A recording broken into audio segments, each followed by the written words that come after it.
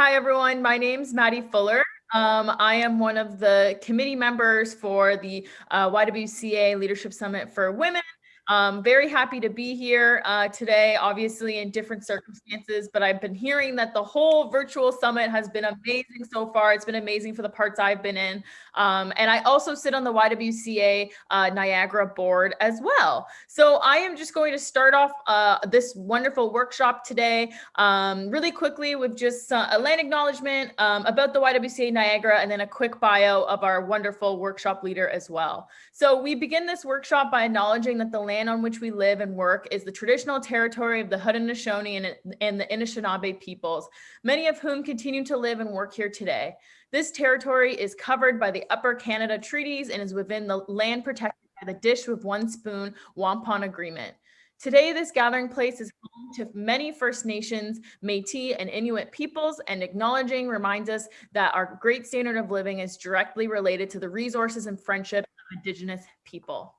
So just a little bit about the YWCA Niagara as well. The YWCA Niagara region is a local organization that stands for gender equity and gives a voice to those who are marginalized in our community. And the YWCA offers emergency shelter and 3 stages of traditional housing to homeless women, men, and families to help its clients step by step break the cycle of homelessness and poverty for good. So if any of you are interested in getting more involved with YWCA Niagara afterwards, I believe they have a virtual table within the event Mobi. So please feel free to reach out. And then very quickly, some community guidelines.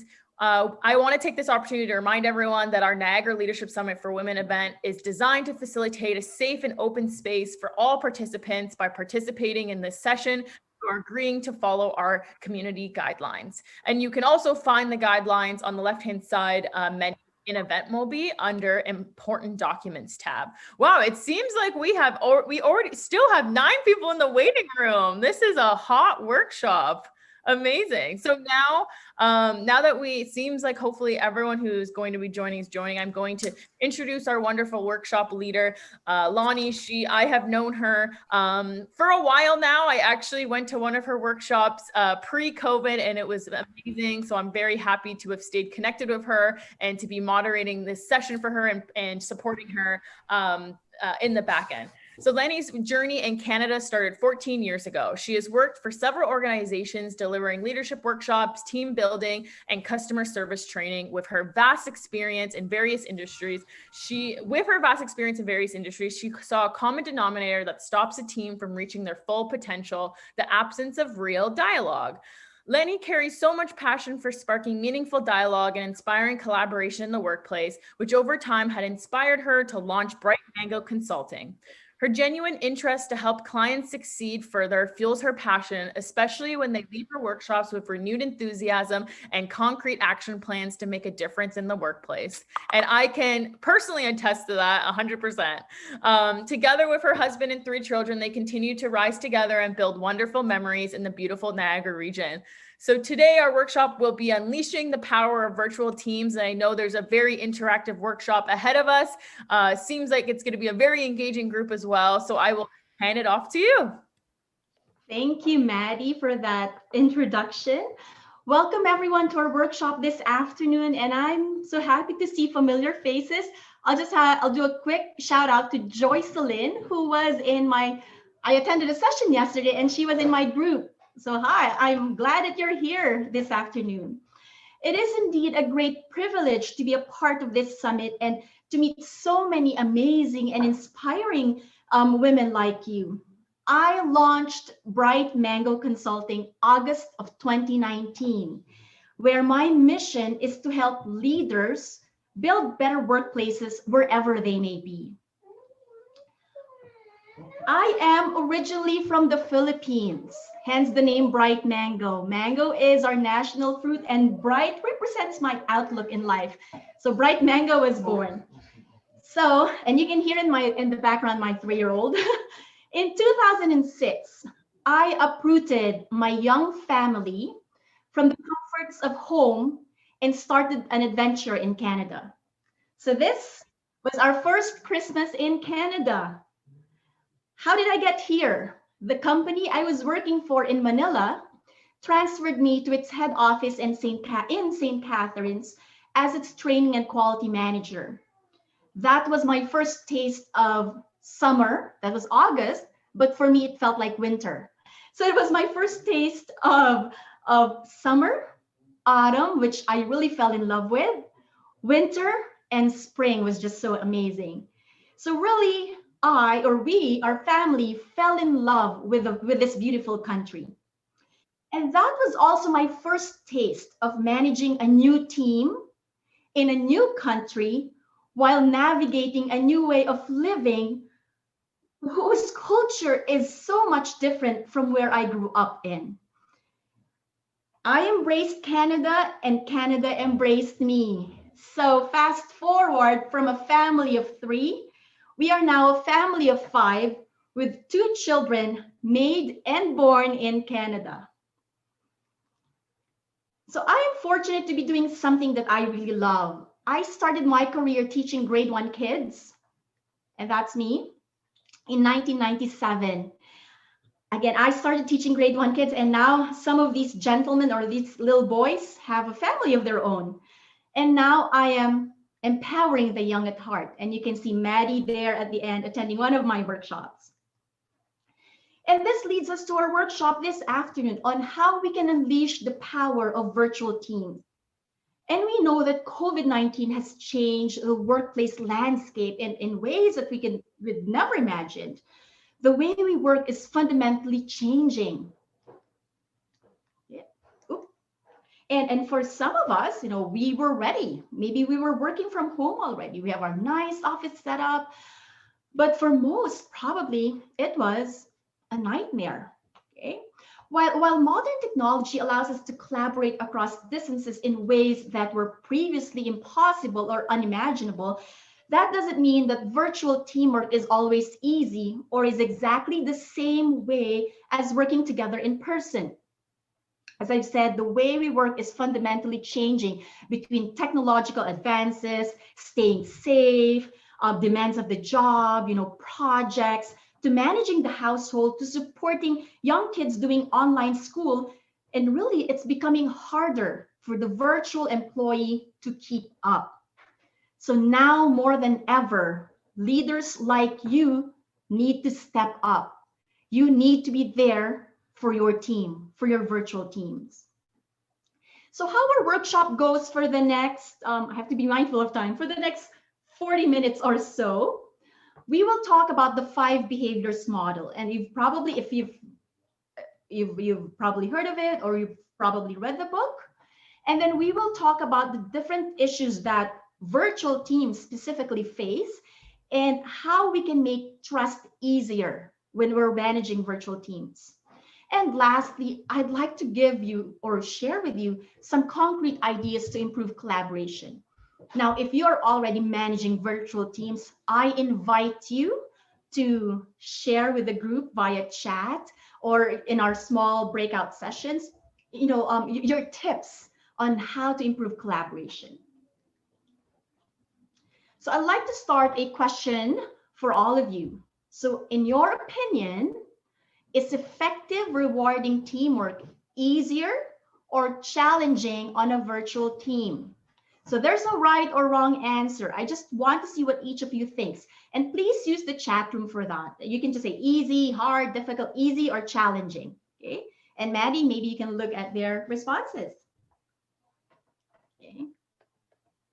And while you're doing that, I think I can look at the chat room as well. More challenging. Colleen said more challenging. Oh, Jocelyn said easier. Jane said challenging. Teresa said challenging. Hi, Teresa. Sandy said different, but maybe about the same. Kimberly said challenging. Brittany said easier. Okay. Okay. So thanks for your responses. Hold on to that, and we'll find out if it's really harder or easier. And the thing is, when we do this, okay, virtual teamwork can sometimes look different from in-person teamwork. There can be different benefits and challenges, and sometimes we have to adjust our approach to make sure that we can collaborate more effectively. But nevertheless, the underlying principles of good teamwork apply. We can take those and use them pretty much any context we're working on. Kimberly mentioned yesterday about communities, and we have our little pockets of communities. So what I'll be sharing with you this afternoon is you can definitely use this in your family, in your volunteer groups, in your work, not just your workplaces, but different teams that you belong to. Okay, but the focus for today is really on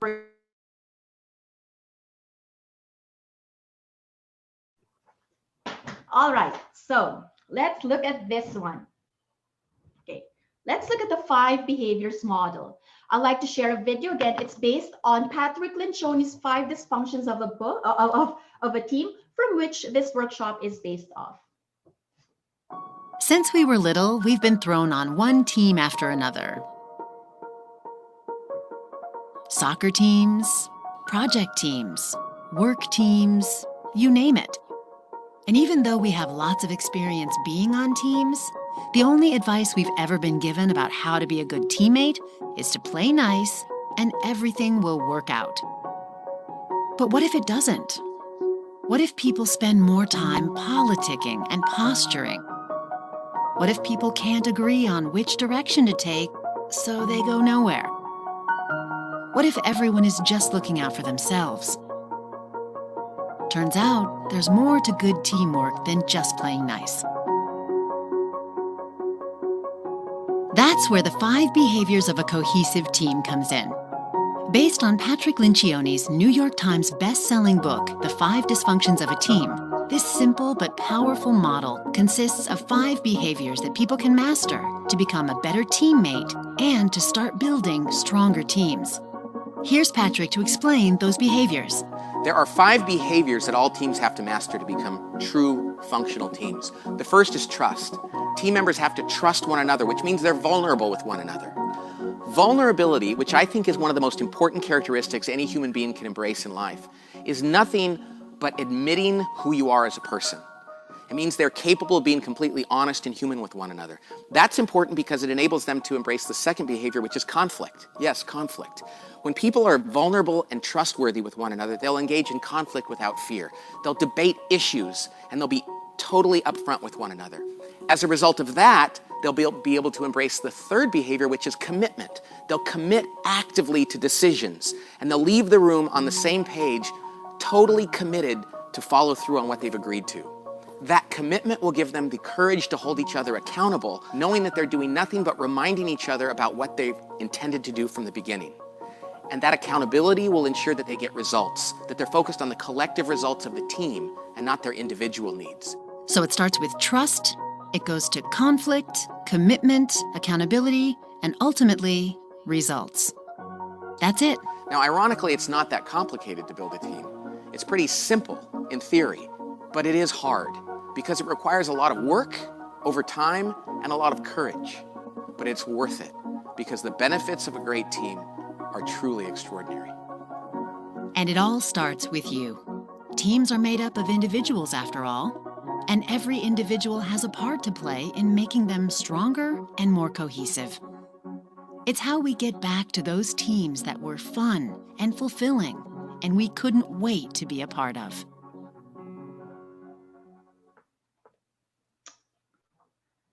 So we've seen that effective teamwork is not just about playing nice.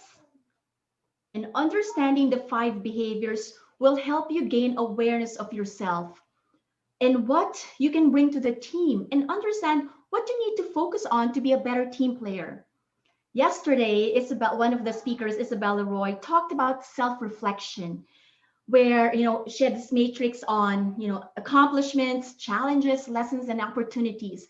And in the 5 behaviors model, there's a lot of that, like acknowledging where you're coming from and acknowledging where the other person is coming from. And that really is key in building trust. And we'll talk more about that a little later. So while all behaviors are needed to have a truly effective team, today's workshop will just focus on trust and conflict. Why? A couple of reasons. First, we only have limited number of time. And second is, these are 2 of the most foundational behaviors. They have particularly strong implications for virtual teamwork, and that even just this foundation can be a good starting point. So let's start. We'll begin by talking about building trust.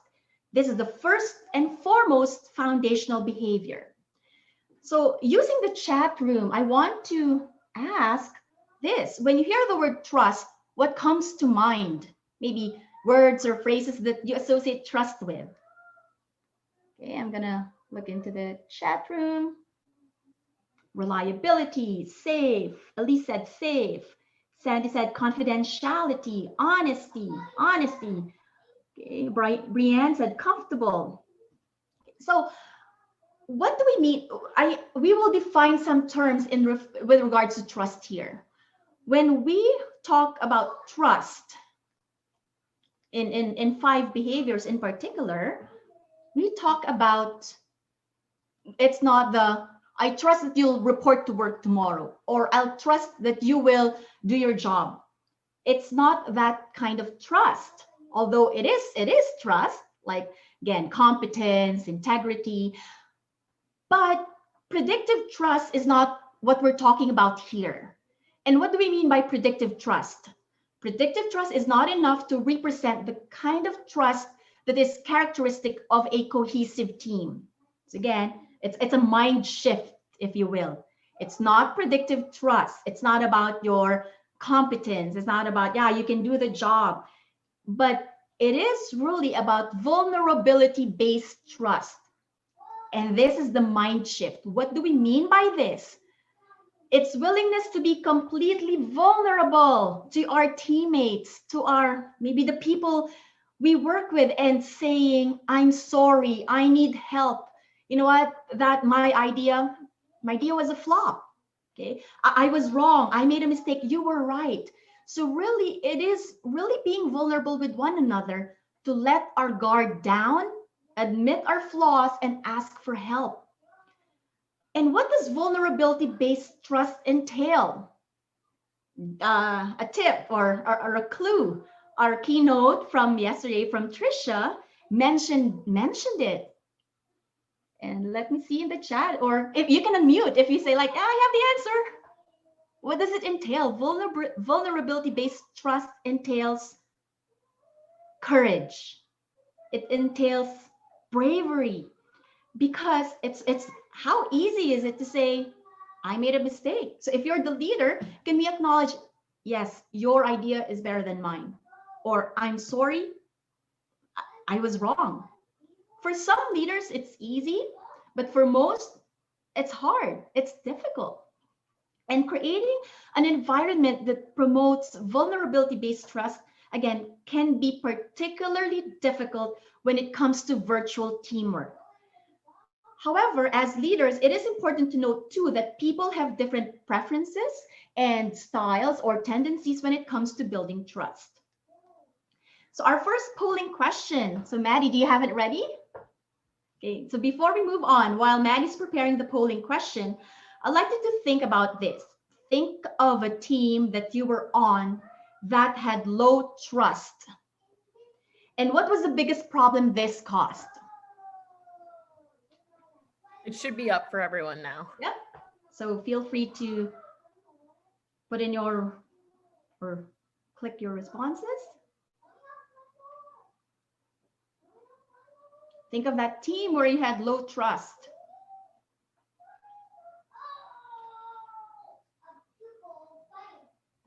Oh, no one's voting, Maddie. I don't know why. Oh, let me see. Oh, the way it was set up is that all the questions came up for now. But I think we wanted the first question answered. Oh, it all came up all at the same time. Okay. Oh, that was how it was set up. Okay. You know what? Oh no. This was set up before we got in today. We can't submit. Okay. All right. No. So is it possible to do one question at a time and submit, Maddie? No, the way that Zoom polls work is that it's like you have to do it one at a time. So I couldn't really like put them all in one at a time now, but maybe you can just refer back to it once you get to that speaking point. Okay. Maybe. Yeah, you know what? They This is don't a live show, if you will. We'll make it work. The poll has disappeared.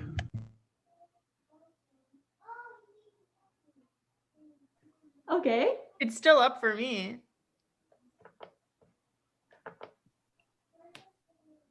I'm still seeing it. I'm not seeing it. Where? Beth and Catherine said, you know what? We'll just answer in the chat. I like that. We'll just answer in the chat. Okay. Got it. Okay. So I just like to show to see your responses. We'll just do that. So again, maybe we'll do this. You can see the questions on the screen, right? Just give me thumbs up if you say, yeah, I see it. Okay. All right. D, somebody said D, they were not. Okay, I have to move this.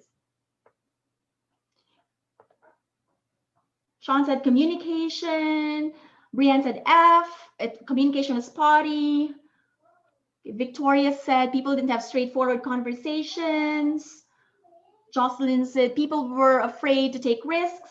Shauna said F. Okay.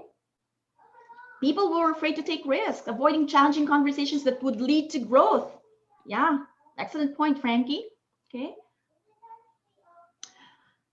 Okay, so the reason why I wanted to have the poll was to compare your responses to the response that was conducted, or the survey, sorry, that was conducted by Wiley when they surveyed 1,000 individuals. This was around April when, when people started to work from home, and I just want to compare your responses.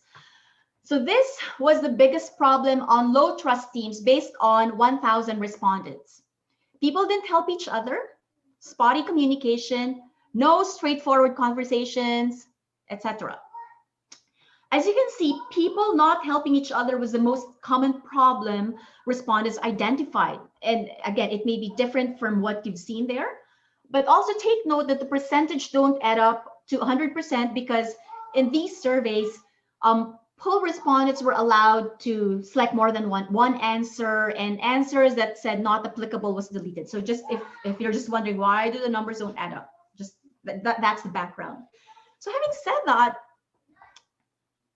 and I like what, I'm just going back to the chat here, where Frankie said, avoiding challenging conversations that would lead to growth. Again, if there's low trust in that team, I've been into one and it was hard. People were hiding information. People were protecting their own turf. They were not honest. And I have to be honest with you, I wasn't honest either, because I was protecting myself. I was protecting my job. And what happened? There were no honest conversations. And mind you, it was a tough place to work for.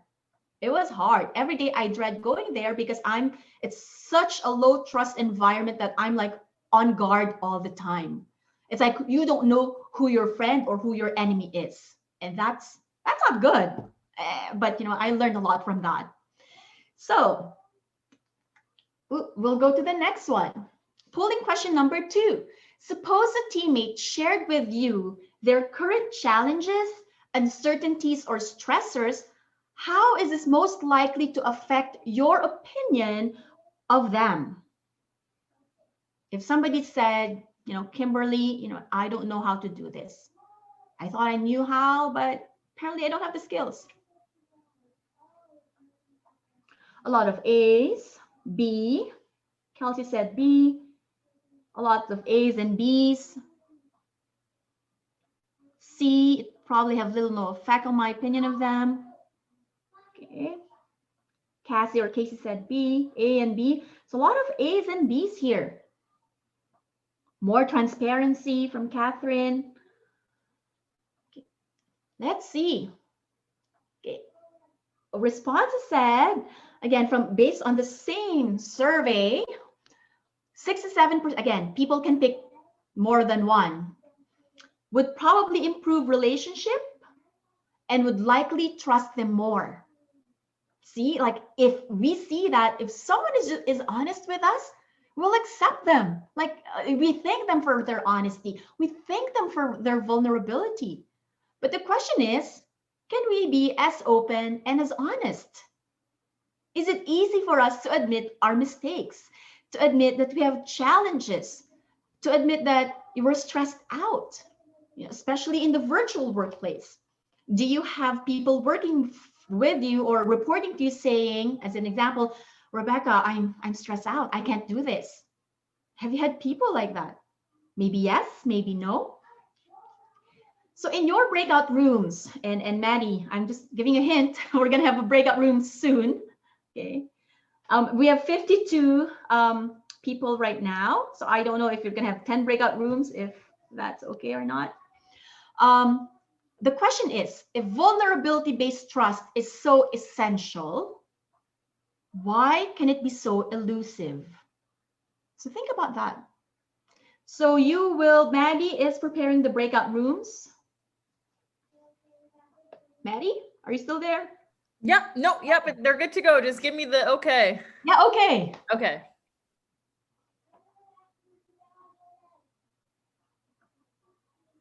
So you should be getting something on your screen now. Okay. If I join Maddie, will I lose contact? No, you can come back to this room. You don't even have to join if you don't want to. Okay. It's because I know Kimberly had an issue yesterday. She joined and then. Yeah, just stay in here for now. Yeah, I don't want some technical glitches. Okay, Kimberly said, don't join. I won't. Okay. So how many groups, do you have 10 or 5 rooms? 10 rooms, yep. 10 rooms, wow, okay. How is it so far? Good. No, sorry about the questions. I didn't really know like what the setup was for the polling questions, something I'm not too familiar with. Yeah, but it worked out. It's fine. Oh, Janice said, oh, that's okay, Janice. Mariana, hi, nice to see you again. It's okay. I won't take it against you.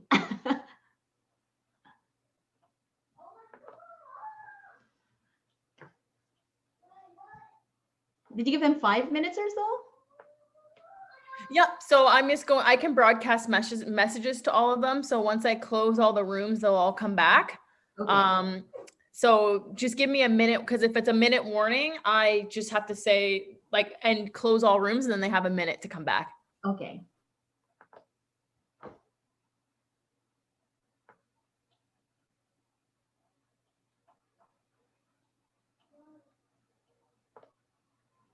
I just broadcasted the question again as well. Okay.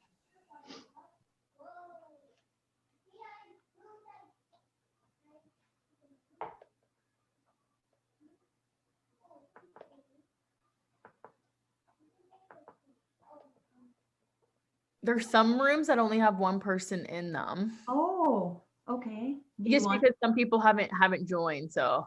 Okay. So maybe I'll move her to a different room. Okay.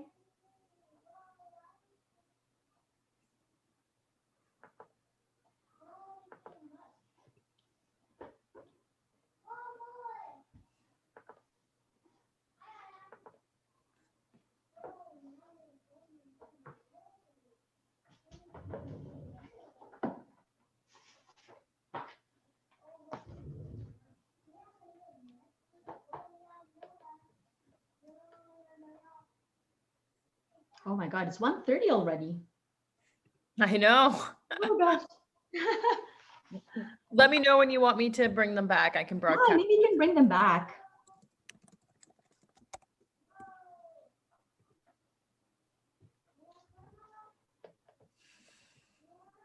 Okay. Breakout rooms will close in 49 seconds and counting. Okay.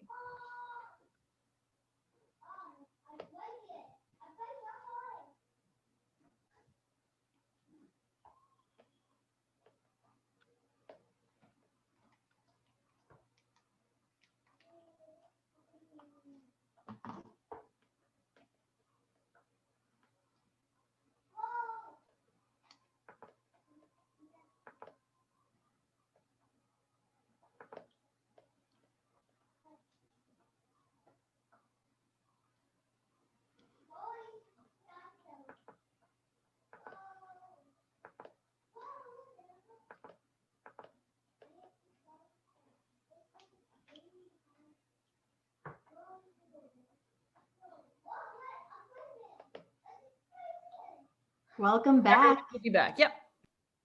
Okay.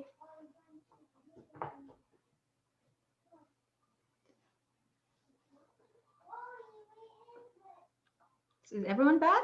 I guess they are, right? Yep. Okay, so I want to hear from a brave soul who's willing to be vulnerable in front of 47 people and share what they've talked about in the group. Okay.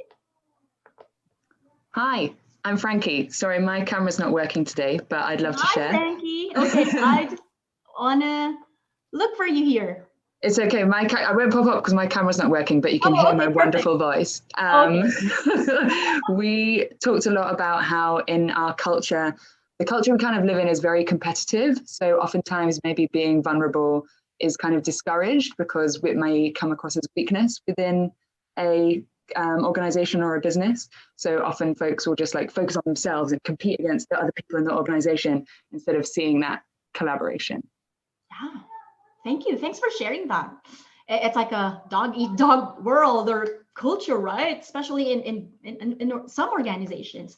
Thank you. Kelsey said, I can as well. Kelsey's willing to be vulnerable in front of 47 people. Kelsey, the floor is yours. Hi, okay. So in our group, we spoke about how to be vulnerable obviously is putting yourself kind of in the spotlight, and it can be really difficult to do that if you don't know that the people you're being vulnerable with are also going to be vulnerable with you. So in those situations, if you feel like you're opening up to someone who is maybe going to be a little bit more closed off or not receptive to that, then it can make you want to kind of retreat and not be so vulnerable. Yeah. Okay. I'm just writing down what you said because I have a point for that. Thank you. Thank you, Kelsey. And I'll have two more vulnerable people. Bree and Garima will go next. Bree, did I say that right? Bree, Hi, yeah, it's Bree. Like the cheese. Yeah, so we mentioned in our group how for a long time in the office or at work, you were supposed to leave, whatever's happening at home, right? Whatever's happening at home, leave it at home, just bring your work self to work. We're talking about why it might be difficult for somebody to be vulnerable if they're expected to behave, how am I not going to take what's happening at home? If it's bothering me, if it's upsetting me, or whatever the case may be, how am I not going to bring that into the office? And if I'm supposed to have a completely different mentality when I'm there. And we mentioned how, we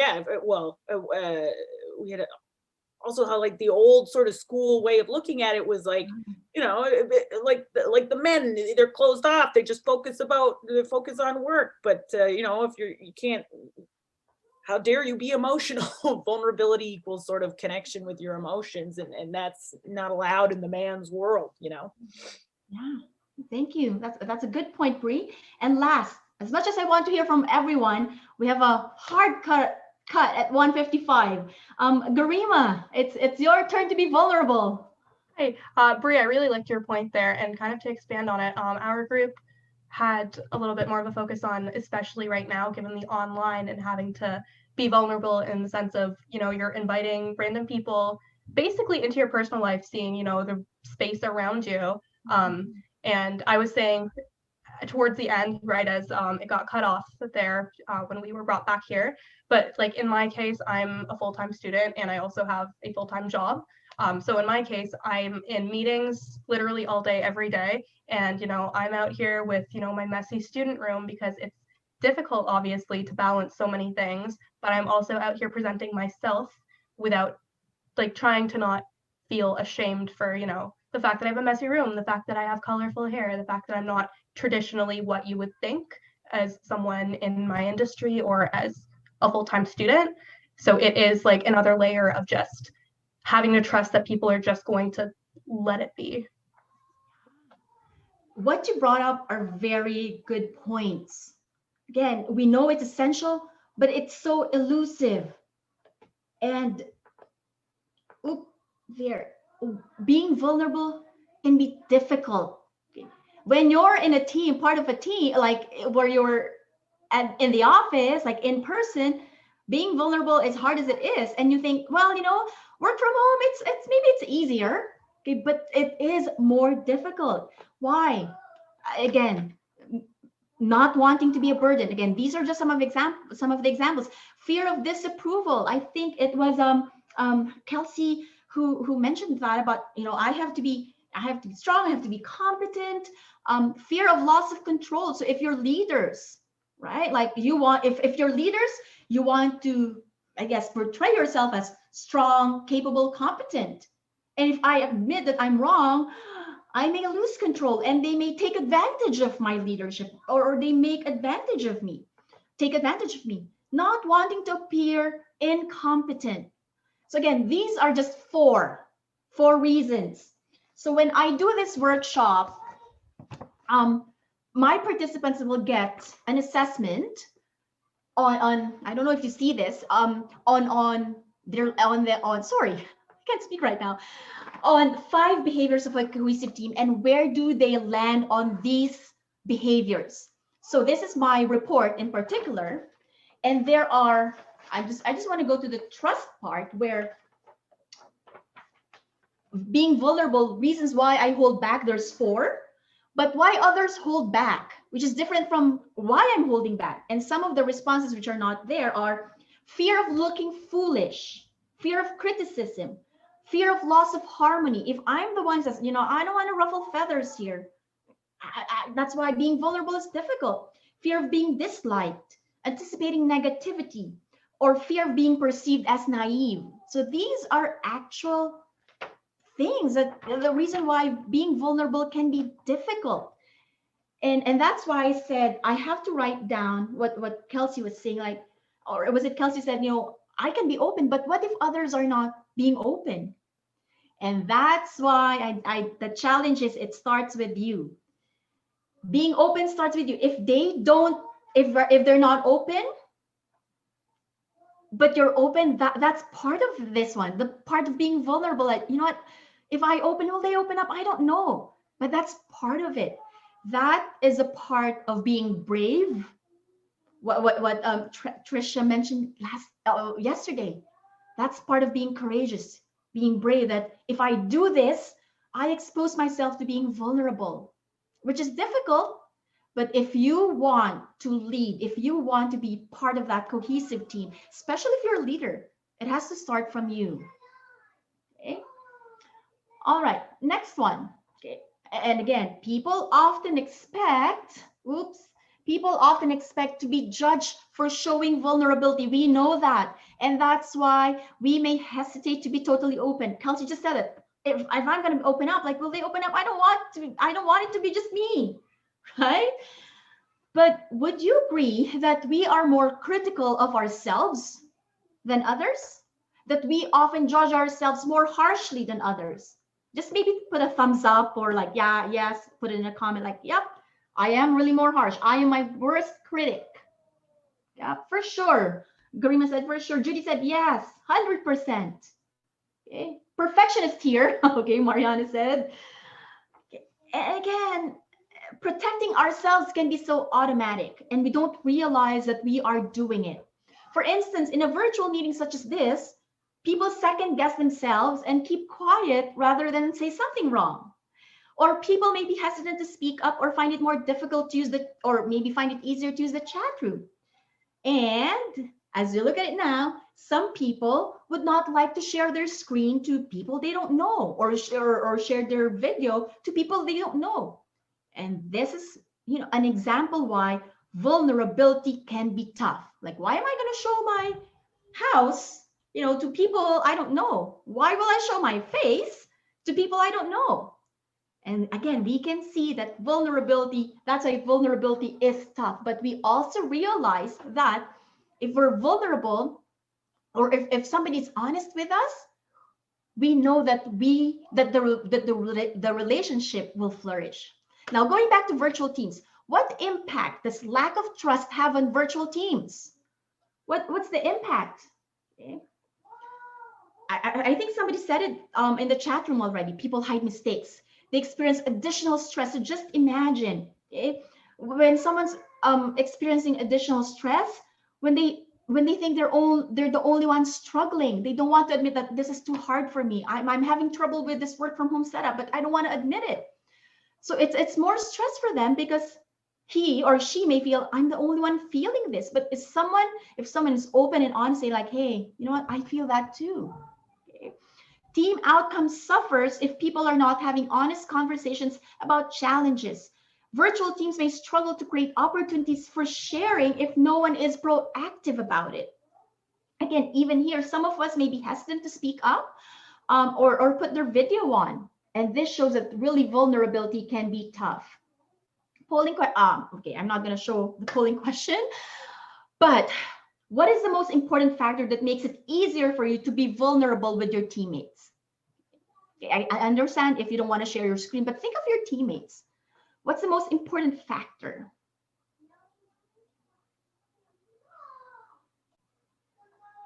Okay. Somebody says if people would show empathy and warmth, be more forgiving, knowing that mistakes will be forgiven. Okay. Okay, awesome. So based on, again, the same 1,000 people who were asked, it's really getting to know their teammates. So if you are the leader, this is a challenge for you. How well do you know your team members? Have you reached out to them, outside of regular Zoom meetings?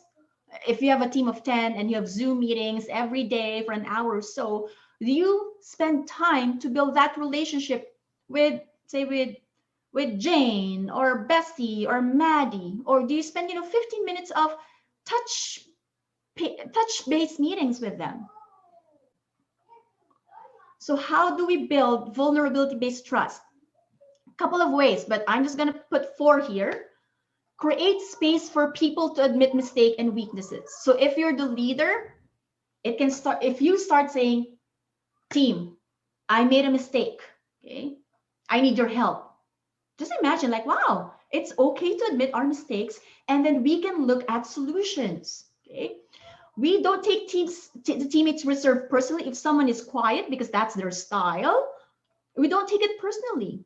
And maybe that's when we reach out more to this person.